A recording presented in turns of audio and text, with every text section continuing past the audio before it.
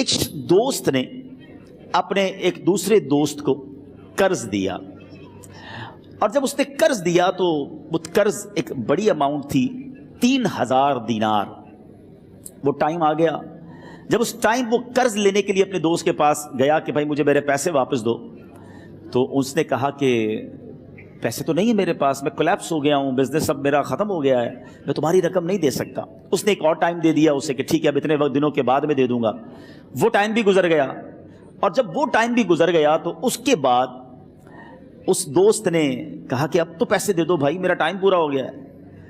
پھر نہ دے سکا ٹائم۔ آخر کار معاملہ جو ہے وہ کورٹ میں چلا گیا، قاضی کے پاس چلا گیا۔ اب قاضی نے جس کو پیسے دینے تھے اس کو بلایا اور کہا کہ بھائی آپ کو اس کے پیسے دینے ہیں؟ کہتا ہے ہاں پیسے تو دینے ہیں۔ تو کہا پھر دیتے کیوں نہیں ہو؟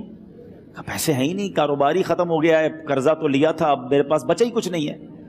تو کہا اچھا اب یہ بتاؤ کہ کب دو گے، کیسے دو گے؟ اس نے کہا بس میرے پاس پیسے ہی نہیں ہیں۔ تو کہا اب تمہارے پاس 30 دن کا ٹائم ہے، 30 ڈیز میں یا تو اس کے پیسے لوٹا دو یا 30 دن کے بعد تمہیں قید کر دیا جائے گا۔ یہ شخص اب گھر آیا، پیسے تو تھے نہیں، مگر شاید علماء نے لکھا کتابوں میں، یہ واقعہ کئی بڑی بڑی کتابوں میں لکھا اور درود پاک کے فضائل کی بڑی بڑی کتابوں میں لکھا، اور اس شخص نے سوچا کہ اس نے ایک حدیث پاک پڑھی ہوئی تھی کہ جس میں نبی پاک علیہ الصلوۃ والسلام نے فرمایا ہے، جس کا مضمون ہے کہ جو شخص پریشان ہو، مصیبت زدہ ہو، اسے چاہیے کہ مجھ پر کثرت سے درود پاک پڑھے، کیونکہ درود پڑھنا مصیبتوں اور پریشانیوں کو لے جاتا ہے۔ اب اس عاشق رسول نے سوچا اور تو کچھ ہے نہیں، اب میں درود پاک پڑھنا شروع کرتا ہوں۔ صبح سے لے کر شام تک وہ درود پاک پڑھنے لگ گیا۔ 27 دن گزر گئے، only 3 days left، 3 دن باقی تھے قاضی کے پاس جانے میں۔ 27 دن گزر گئے درود پڑھتے پڑھتے۔ جب 28ویں رات آئی تو آنکھیں تو بند ہوئیں، مگر خواب میں اسے ایک آواز آئی، گھبراؤ نہیں، تمہارا قرضہ ادا کر دیا جائے گا، تمہارا مسئلہ سالو ہو جائے گا۔ صبح اٹھتا ہے، درود پاک پڑھ رہا ہے، مگر کہتا ہے یہ آواز سے تو مسئلہ حل نہیں ہوگا، پیغام کیا ہے اسے سمجھ نہ آیا۔ 28واں دن گزر گیا، 29ویں رات آ گئی، مگر اب آنکھیں بند ہوئیں اور قسمت جاگ اٹھی۔ نبی پاک صاحب لولاک صلی اللہ تعالیٰ علیہ وسلم خواب میں تشریف لائے، اور پیارے آقا صلی اللہ تعالیٰ علیہ وسلم نے فرمایا گھبراؤ نہیں، علی بن عیسیٰ وزیر کے پاس جاؤ، وہ تمہارا قرضہ ادا کر دے گا۔ اب یہ عاشق رسول صبح اٹھا تو ویری فریش، حشاش بشاش کہ اب تو کام ہو گیا، نبی پاک نے خواب میں آ کر بشارت دی ہے۔ مگر پھر ذہن میں سوال آیا کہ علی بن عیسیٰ کے پاس جاؤں گا تو ثبوت کیا ہے، پروف کیا ہوگا؟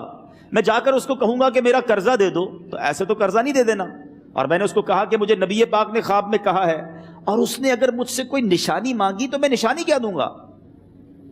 آخری دن تھا، 29واں دن تھا، وہ بھی درود پڑھتے پڑھتے گزر گیا۔ 30th نائٹ آ گئی، صبح وہ دن ہے جب عدالت میں جانا ہے۔ اب اس رات پھر نبی پاک علیہ الصلوۃ والسلام خواب میں تشریف لائے، اور آقا علیہ الصلوۃ والسلام نے فرمایا کہ علی بن عیسیٰ وزیر کے پاس جاؤ، وہ تمہارا قرض ادا کر دے گا۔ کہ حضور چلا تو جاؤں گا، لیکن اگر وزیر نے مجھ سے کوئی نشانی طلب کی تو میں کیا جواب دوں گا؟ پیارے آقا علیہ الصلوۃ والسلام نے کمال کا ارشاد فرمایا کہ علی بن عیسیٰ سے کہنا کہ تم روزانہ فجر کی نماز کے بعد 5000 بار درود پاک پڑھتے ہو، یہ راز فقط تم جانتے ہو اور تمہارا رب جانتا ہے۔ اب یہ جب صبح اٹھا تو ایک نشانی بھی مل چکی تھی۔ عدالت میں جانے سے پہلے وزیر کے دربار میں پہنچ گیا، اسے یہ ڈر تھا کہ آج پیسے نہ لوٹائے تو سزا ہو سکتی ہے۔ جب وزیر کے دربار میں پہنچا تو وزیر اپنے مشیروں کے ساتھ بیٹھا تھا۔ کہا مجھے آپ سے بات کرنی ہے۔ کہا بتاؤ کیا بات کرنی ہے؟ کہا میں ایک پیغام لایا ہوں آپ کے لیے۔ اچھا کس کا پیغام لائے ہو؟ کہا میں نبی پاک جناب محمد مصطفیٰ صلی اللہ تعالیٰ علیہ وسلم کا پیغام لایا ہوں۔ وہ عاشق رسول وزیر تھا، کہتا بتاؤ میرے آقا نے کیا پیغام دیا ہے؟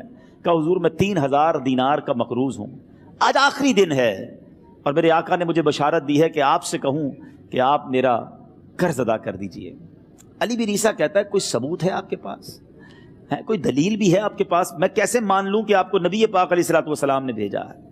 عاشق رسول کہتا ہے خالی ہاتھ نہیں آیا، میرے آقا نے مجھے دلیل بھی عطا فرمائی ہے، مجھے ایک ایویڈنس بھی دیا ہے، اور پروف یہ ہے حضور کہ آپ روزانہ صبح فجر کی نماز کے بعد نبی پاک صلی اللہ تعالی علیہ وسلم کی بارگاہ میں درود و سلام کا نذرانہ پیش کرتے ہیں.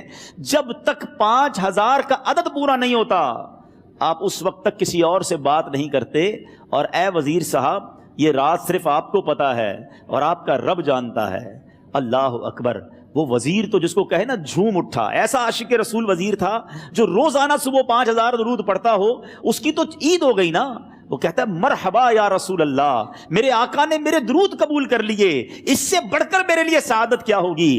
اب یہ وزیر اپنی سیٹ سے اٹھتا ہے، اپنے کمرے میں جاتا ہے، تھوڑی دیر بعد واپس آ کر اس عاشق رسول کے ہاتھ میں 3000 دینار رکھ کر کہتا ہے حضور پہلے 3000 دینار تو نبی پاک کا حکم کی میں ادب سے بجا لاتا ہوں، میرے آقا نے جو حکم فرمایا یہ 3000 دینار آپ کو پیش کرتا ہوں. حضور ایک اور 3000 دینار لیجئے. میرے گھر آپ آئے، اتنی اچھی خبر سنائی، آپ قدم رنجا فرمایا یہ 3000 اس کا نذرانہ ہے. اور ایسا کیجئے 3000 اور لیجئے، اس سے اپنے بچوں کے لیے کچھ چھوٹا موٹا کام شروع کیجئے اور ایک وعدہ کر کے جائیے آج کے بعد زندگی میں آپ کو جب بھی کوئی کام پڑے میں آپ کا بھائی ہوں، مجھے یہ خدمت کا موقع دیجئے گا. اللہ اکبر. وہ مقروض جو ایک رات پہلے 3000 دینار کا مقروض تھا، ہو سکتا ہے اس کے بیک آف مائنڈ یہ بھی چل رہا ہو کہ اب شاید کل میں نے جیل میں جا کر عدالت میں جا کر گرفتاری دے کر جیل میں جانا ہے، مگر اب 9000 دینار ہاتھ میں ہیں. عاشق رسول جھومتا ہوا نبی پاک کی یاد میں گھومتا ہوا اب عدالت میں پہنچا.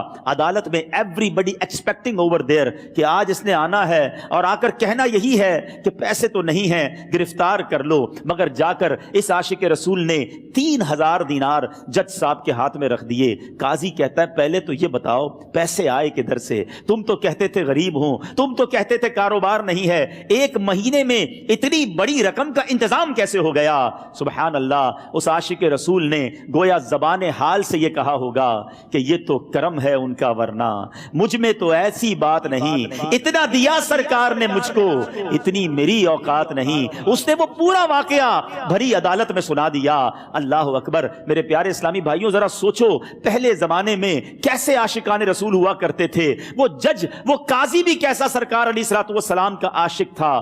اپنی سیٹ سے اٹھتا ہے، بھرے دربار میں، بھری عدالت میں، وہ اپنے چیمبر میں، اپنے کمرے میں جاتا ہے اور تھوڑی دیر بعد واپس آ کر اس کے ہاتھ میں بھی 3000 دینار ہیں. اور وہ 3000 دینار جو ہے وہ اس عاشق رسول کے ہاتھ میں رکھتا ہے کہ سارا ثواب علی بن عیسیٰ کیسے لے جائے، میں بھی تو نبی پاک کا غلام ہوں، میں تمہارا قرضہ میں ادا کرتا ہوں.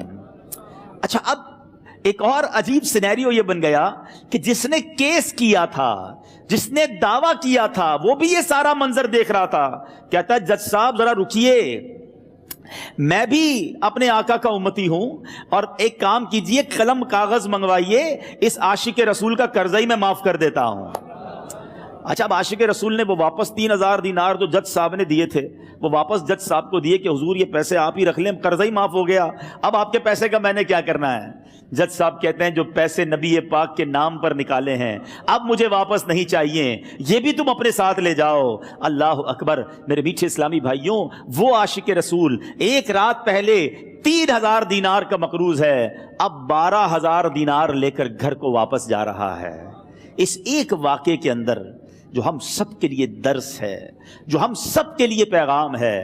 شاعر لکھتے ہیں نا، دکھوں نے تم کو جو گھیرا ہو تو درود پڑھو، دکھوں نے تم کو جو گھیرا ہو تو درود پڑھو، جو حاضری کی تمنا ہو تو درود پڑھو. آج ہم بہت ساری پرابلمز میں ہوتے ہیں. یہاں بھی ہو سکتا ہے میرا کوئی بھائی بیمار بیٹھا ہو، کوئی قرضے میں ڈوب گیا ہو، کسی کا کوئی بزنس پرابلم چل رہا ہو، کوئی فیملی ایشو میں ڈسٹرب ہو، آپ کسی بھی پرابلم میں ہیں، خدا کی قسم درود پاک ایسا وظیفہ ہے. لوگ بہت سارے وظائف پوچھتے رہتے ہیں، بہت سارے جناب وظائف کے بارے میں معلومات کرتے رہتے ہیں. سچی بات یہ ہے ہر درد کی دوا ہے صلی علی محمد، ہر درد کی دوا ہے صلی علی محمد، تعویذ ہر بلا ہے صلی علی محمد. تو خدا را اپنی زندگی میں درود پاک کو شامل کر لیجئے اور آپ بلیو کریں جب آپ نے کثرت سے درود پاک پڑھنے شروع کر دیے آپ اپنی آنکھوں سے دیکھیں گے آپ کے پرابلم دور ہو رہے ہیں، آپ کی صحت اچھی ہو رہی ہے، آپ کے قرضے اترنے شروع ہو گئے ہیں.